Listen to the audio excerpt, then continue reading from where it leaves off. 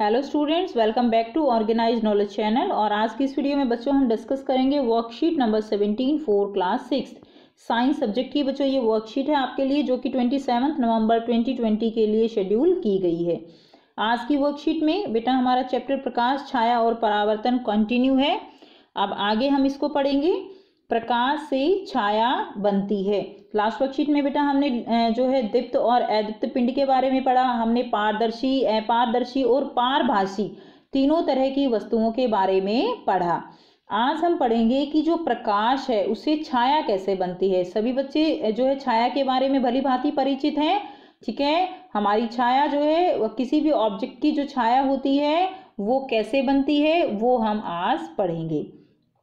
एक अंधेरे कमरे में टॉर्च जलाएं और टॉर्च के सामने अपना हाथ लाने पर आप टॉर्च के सामने दीवार पर बने अपने हाथ की छाया देखेंगे। तो बेटा आपने परछाई जो है जिसको आप कहते हो परछाई, वो क्या है? हमारी छाया होती है, किसी भी ऑब्जेक्ट की छाया हो सकती है।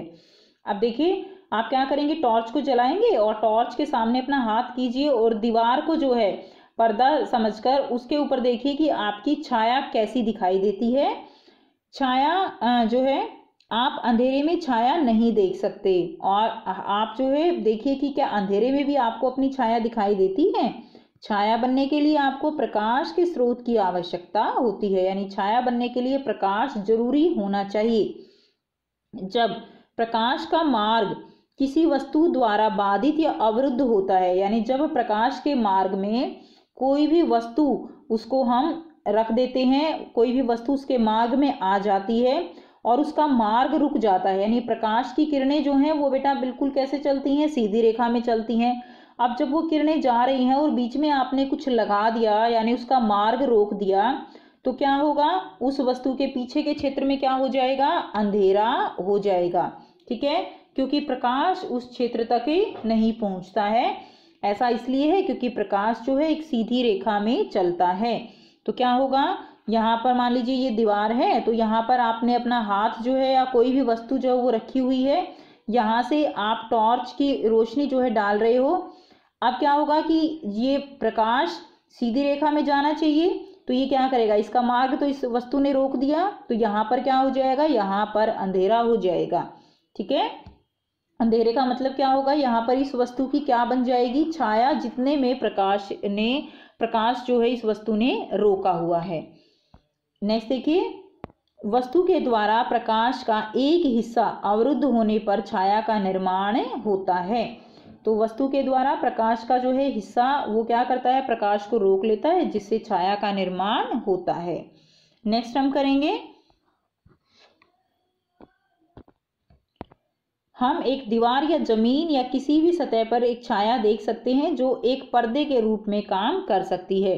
तो हमारी जो है कोई भी वस्तु की छाया वो दीवार पर भी आ सकती है, जमीन पर भी दिखती है। आपको पता है कि जब हम चलते हैं तो हमारी छाया जो है वो जमीन पर दिखती है, और किसी भी सतह पर एक छाया हम देख सकते हैं। और जो भी सतह होगी, चाहे वो दीवार है, जमीन है, उसको हम पर्दे के रूप में जानेंगे, पर्दे के रूप में वो काम करेगा।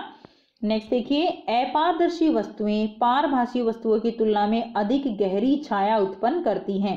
तो जो अपारदर्शी हैं, जिनमें से प्रकाश बिल्कुल भी आर पार नहीं जा सकता, ठीक है, उनकी जो छाया होगी बच्चों वो बहुत ज्यादा गहरी छाया बनती है पारभासी वस्तुओं की तुलना में।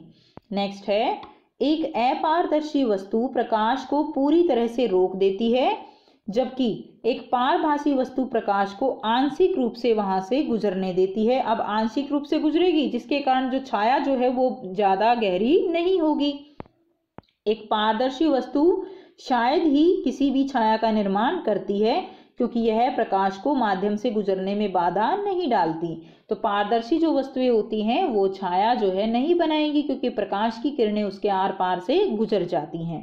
अतः छाया देखने के लिए हमें एक चमकदार स्रोत, एक वस्तु और एक पर्दे की आवश्यकता होती है। तो छाया को अगर हमें देखना है तो हमें जो है स्रोत चाहिए, प्रकाश का स्रोत चाहिए, एक वस्तु और पर्दा उसकी आवश्यकता होगी। अब देखिए बच्चों, जो छाया होती है वो सदैव काली होती है। आपने कभी ऐसा तो नहीं देखा होगा कि आपने कोई बहुत ही सुंदर जो है रंगीन चीज ले रखी है और उसकी छाया आपको रंगीन ही दिखाई दे, ऐसा तो कभी नहीं देखा। तो जो छाया होती है वो सदैव काली होती है, यहाँ तक कि रंगीन वस्तुओं की छाया भी कैसी होती है, वो भी काली होती है। अब देखिए, छाया की आकृति, आकार और प्रकृति निम्नलिखित पर निर्भर करती है।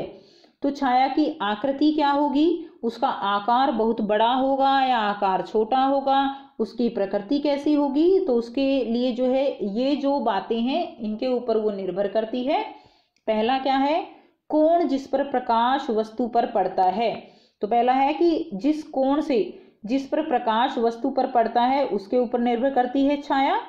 दूसरा क्या है, वस्तु और स्रोत का आकार क्या है, कि वस्तु कितनी बड़ी है और जो हमने प्रकाश का स्रोत ले रखा है वो कितना बड़ा है, उसके ऊपर छाया निर्भर करती है।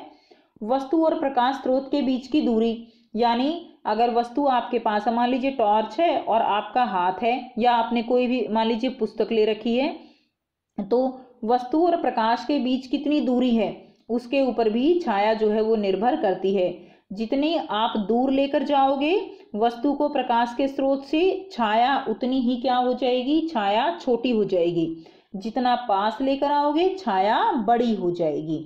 नेक्स्ट देखिए, पर्दे और वस्तु के बीच की दूरी, ये भी इसी तरह से निर्भर करती है कि पर्दे और वस्तु के बीच की दूरी जो है वो कितनी है। नेक्स्ट है, कोण जिस पर प्रकाश वस्तु पर पड़ता है, इसके बारे में पढ़ेंगे। देखिए, यदि हम दिन के समय एक पेड़ की छाया का निरीक्षण करते हैं तो हम ध्यान देंगे कि छाया की लंबाई समय के साथ बदलती है।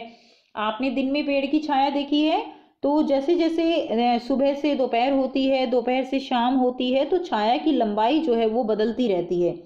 एक पेड़ की छाया दोपहर में सबसे छोटी होती है, क्योंकि देखिए दोपहर में क्या होता है कि सूर्य जो है वो बिल्कुल पेड़ के ऊपर होता है।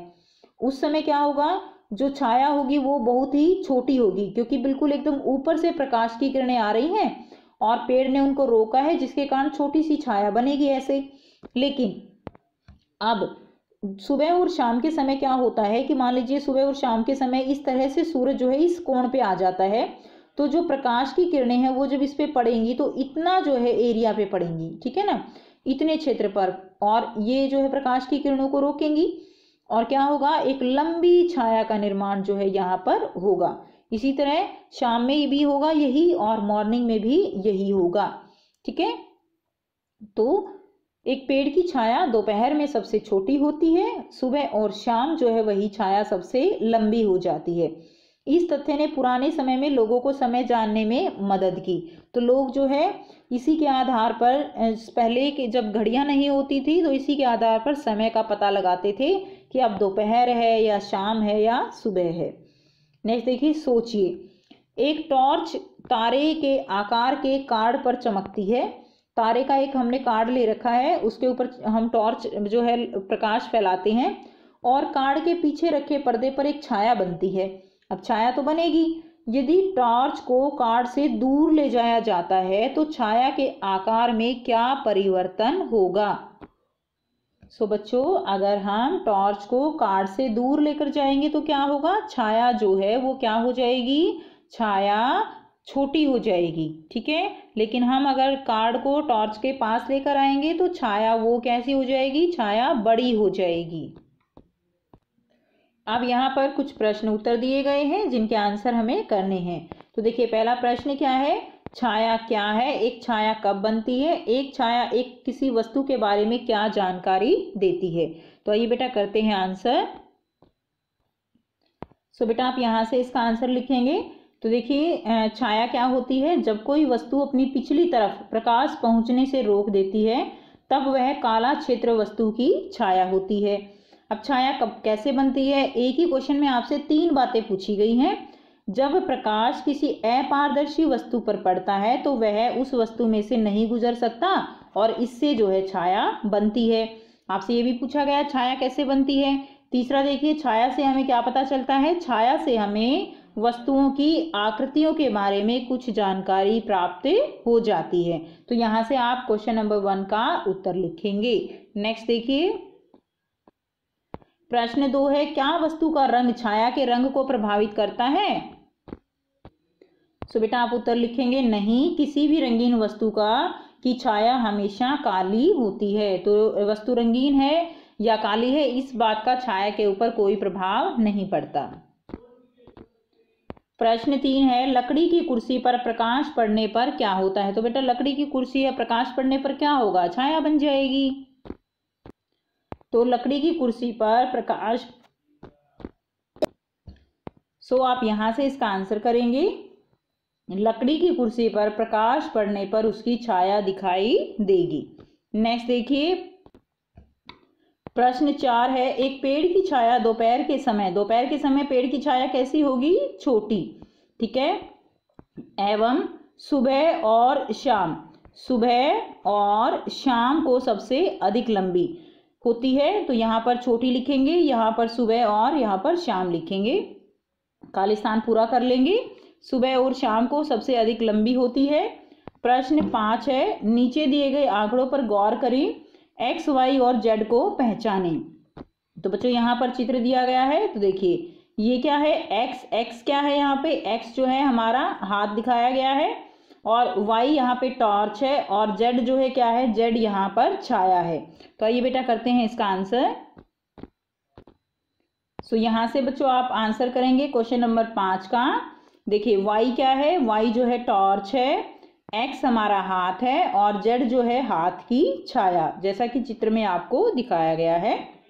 तो ये थी बच्चों आपकी आज की वर्कशीट। आई होप बेटा आपको ये वर्कशीट क्लियर है।